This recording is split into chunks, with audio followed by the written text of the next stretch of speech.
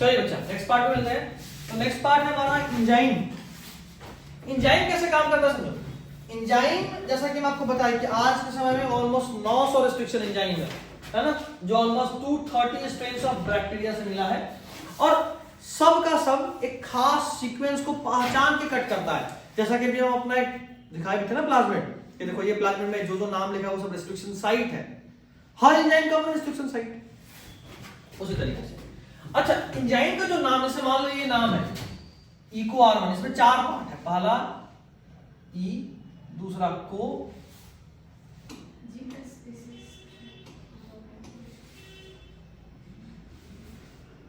फिर एक और लेटर, फिर अंत में एक नंबर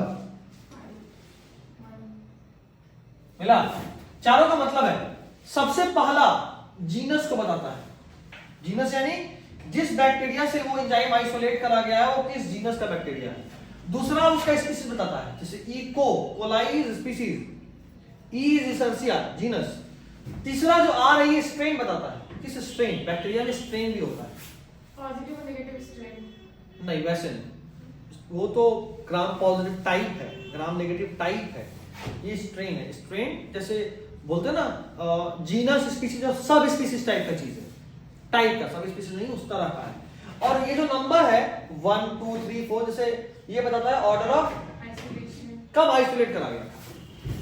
अब समझो, जो रिस्ट्रिक्शन एंजाइम है वो किसी भी डीएनए के लेंथ को इंस्पेक्ट करके कट करता है और स्पेसिफिक जगह पे कट करता है, ठीक है। अच्छा, जहां पे वो कट करेगा वहां पे वो बीच में, अगर ये डीएनए है, अगर ये डीएनए तो उसके बीच में कट करेगा, ऐसे मान लो ऐसा मेरा डीएनए था, थोड़ा अच्छा सिंपल दिखाता हूं। तो जो मेरा रिस्ट्रिक्शन एंजाइम है वो कुछ ऐसे कट करेगा, ऐसे बीच से ऐसे। तो जब ऐसे कट करता तो देखो असल में इसने यहां कट करा सुगर फॉस्फेट बॉन्ड को, देख रहे हो कट कहां करता है, सुगर फॉस्फेट बैकबोन। और उससे क्या होता है कि कुछ पार्ट लटकता रह जाता है, जैसे मान लो यहां ऐसा था, कट करे इधर लाल वाले को, तो देखो ये पार्ट लटकता रह गया हैंगिंग, और इस वाले में ये पार्ट लटकता रह गया हैंगिंग। तो ये भी रिस्ट्रिक्शन टाइप 2 का खास बात है, वो स्टिकी एंड बनाता है। इस तरह का जो हैंगिंग एंड होता है ना, वो चिपकाने में मदद करता है, ठीक है। अब तुम खुद सोचो, एक डीएनए जो ऐसे कटे तो कैसे चिपकेगा,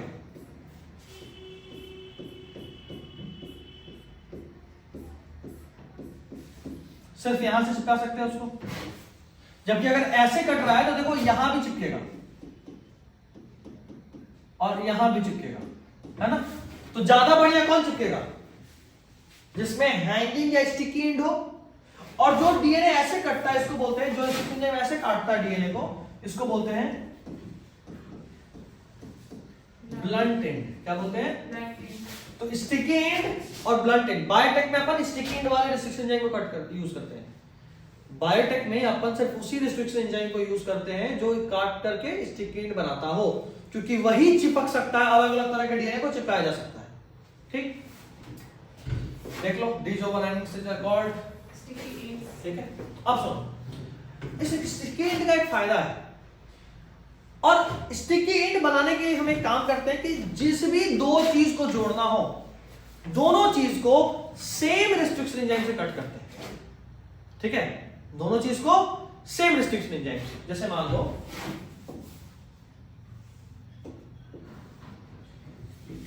मेरे पास एक प्लाज्मिड है और एक डीएनए है,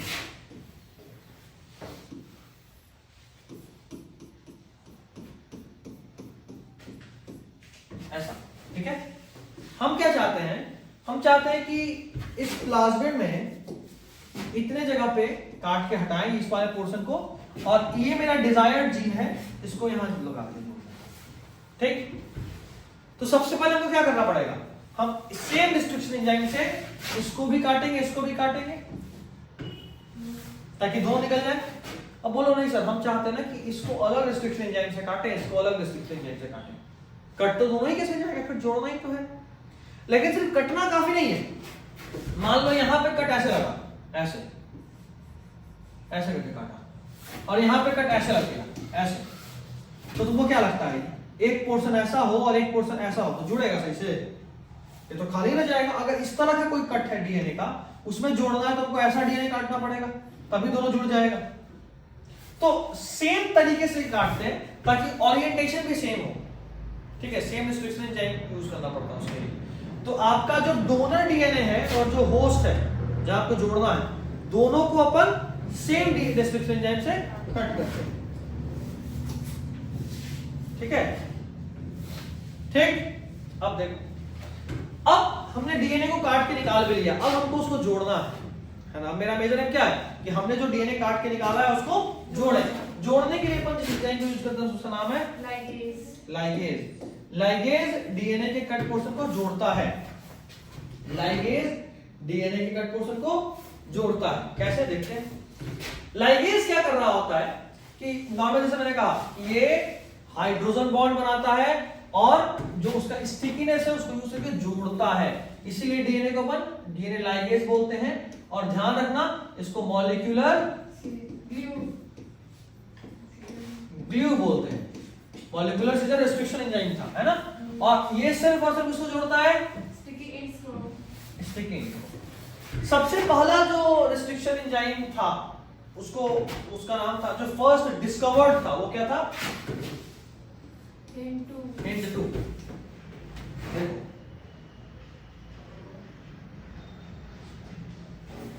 यहाँ पे क्या लिखा है? जो वन है ये क्या है? Order of isolation.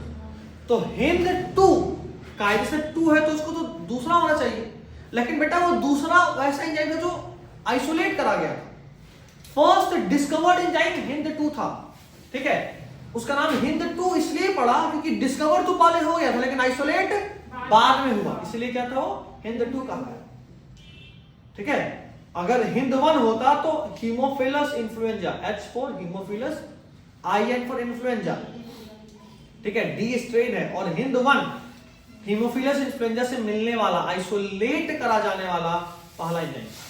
Hind2 Haemophilus influenza से आइसोलेट करा जाने वाला दूसरा एंजाइम था। Hind3 हीमोफिलस इन्फ्लुएंजा से आइसोलेट करा जाने वाला तीसरा एंजाइम था। जो नंबर 1, 2, 3 वो उस स्पीसीज से आइसोलेट करा जाने वाला पहला, दूसरा या तीसरा एंजाइम रहा होगा। जो नंबर होगा उस ऑर्डर में आइसोलेट होता है। तो ये जो नंबर होता है ना, जैसे मान लो इको R1, ये इकोलाई से आइसोलेट करा जाने वाला पहला एंजाइम, आइसोलेट करा जाने वाला। और हमसे पूछे कि पहली बार मिला कौन था, तो पहला एंजाइम जो मिला था उसका नाम है Hind2। मिला पहले था, आइसोलेट दूसरे नंबर पे हुआ है, इससे पहले आइसोलेट Hind1 हो गया होगा। समझ रहे हो बात? अच्छा, जो पहला रिकॉम्बिनेंट डीएनए बना था, वो रिकॉम्बिनेंट डीएनए बनाने वाले पहला साइंटिस्ट कौन था? Stanley Cohen and Herbert Boyer, ठीक है। इन्होंने क्या करा था कि साल्मोनेला टाइफी से बनाया था। साल्मोनेला टाइफी के प्लाज्मिड में टाइफाइड का. हाँ एंटीबायोटिक रेजिस्टेंट जीन जोड़ दिया था। इससे पहली बार रिकॉम्बिनेंट प्लाज्मिड बना था जिसको उन्होंने इकोलाई में इंट्रोड्यूस करा था। समझना बात, ये एक प्लाज्मिड है, जैसा हम आपको पहले ही बताया, plasmid is only a carrier. वो सिर्फ गेट, आप बोलो वो क्या है? प्लाज्मिड एक तरह से व्हीकल है, गाड़ी जिससे डीएनए कैरी करते हैं। तो plasmid is only a carrier. हमने क्या करा? प्लाज्मिड लिया साल्मोनेला टाइफी का, टाइफीमोरियम का। इसमें पहले से कोई एंटीबायोटिक रेजिस्टेंस नहीं था, यानी साल्मोनेला टाइफी को अब जब भी कोई मान लो पेनिसिलिन दे दी मर जाएगा, एम्पिसिलिन दे दिए मर जाएगा, क्योंकि वो किसी भी एंटीबायोटिक के लिए रेसिस्टेंट नहीं है। हमने क्या करा? हमने सोचा कि नहीं, इसको सुपर बैक्टीरिया बनाते हैं। हमने क्या करा? पकड़ा साल्मोनेला टाइफी, उसका प्लाज्मिड निकाला, उसके प्लाज्मिड में हमने एक एंटीबायोटिक रेसिस्टेंट जीन डाल दिया। मान लो हमने डाल दिया एम्पिसिलिन रेसिस्टेंस। तो अब ये प्लाज्मिड अगर उस सेल में एक्सप्रेस हो गया तो क्या होगा? जिस सेल में ये प्लाज्मिड रहेगा उसमें एम्पिसिलिन का असर पड़ेगा क्या? नहीं, क्योंकि आपने उसमें क्या डाला है? Ampicillin resistance. नॉर्मली गोली से मर जाता है इंसान। अगर आपको बुलेट प्रूफ जैकेट दे दिया जाए तो जिसके पास भी वो बुलेट प्रूफ जैकेट होगा वो बुलेट रेसिस्टेंट हो जाएगा, नहीं ना? तो हमने क्या करा? साल्मोनेला टाइफी से निकाला प्लाज्मिड, इसमें मिलाया एंटीबायोटिक रेसिस्टेंस। क्या मिलाया?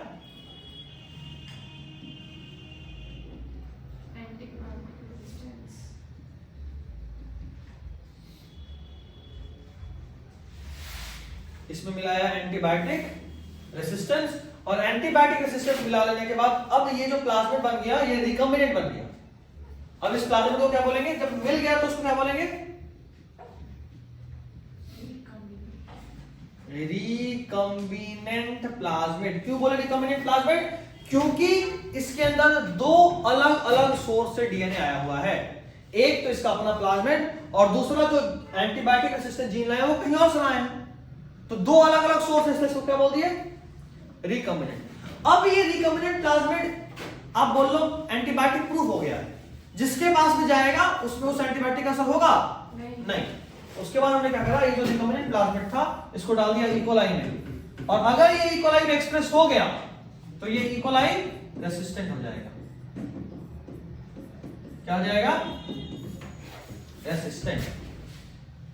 चलिए अब इसके बाद एक बार बात करते हैं कि वेक्टर कैसा होता है और कैसे काम करता है।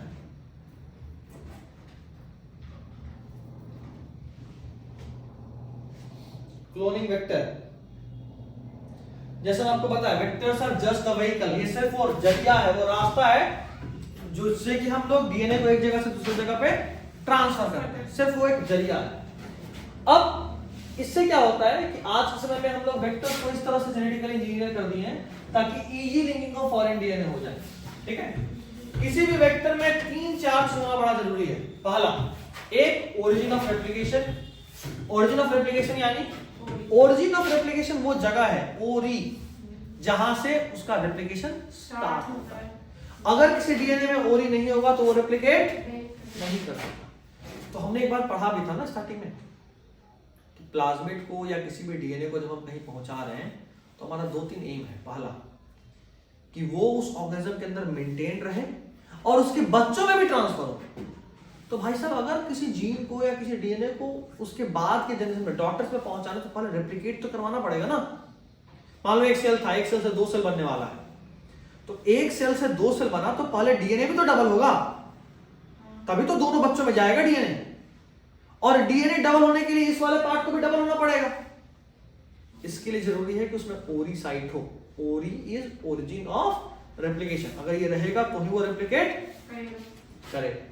दूसरा सेलेक्टेबल मार्कर। ये सेलेक्टेबल मार्कर हमको मदद करता है ये पहचानने में कि ये रिकम्बिनेंट है या नहीं।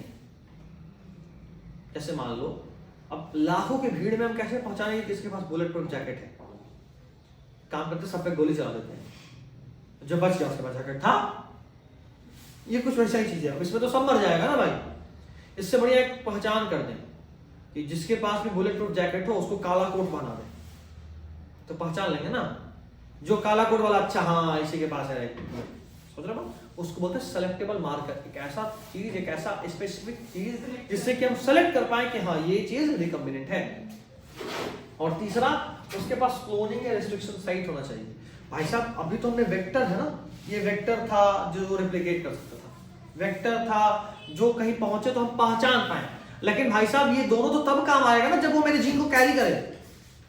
और जीन को कैरी करे इसके लिए उसके पास क्लोनिंग साइट होना चाहिए, कोई जगह होना चाहिए स्पेसिफिक जहां पे कि डीएनए जो है वो क्लोन हो सके। ठीक है, इसको यहां से डिटेल में अगली क्लास में लेके चलेंगे इसके डिटेलिंग से। आज के लिए सिर्फ इतना।